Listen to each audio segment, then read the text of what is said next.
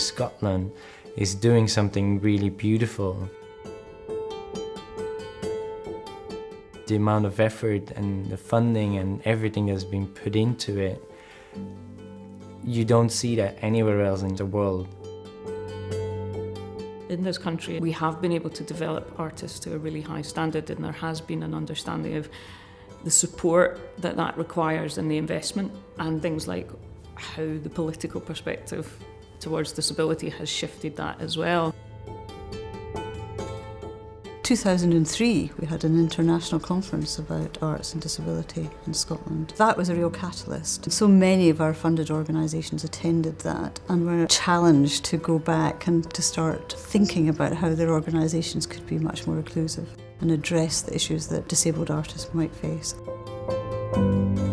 Every company should say, we want an accessible venue. Even if you don't present integrated work, you need to be able to host people to just come and watch your show. We had a position created for Caroline Bowditch, and she was our dance agent for change. And she was the person that started the ball rolling, and she saw that there was a lot of questions and not a lot of answers.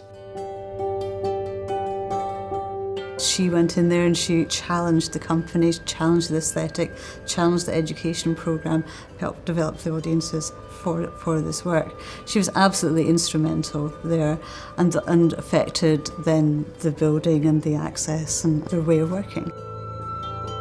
I started to think about myself a bit as this mosquito that was buzzing in the ear of the arts industry in Scotland, but also further afield. So the reach was much greater than I think we'd ever anticipated. The support that we gave to artists has attracted other artists to come and stay in Scotland.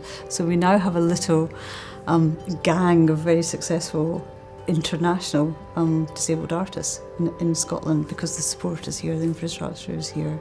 Robert Softley-Gale was also an agent for change.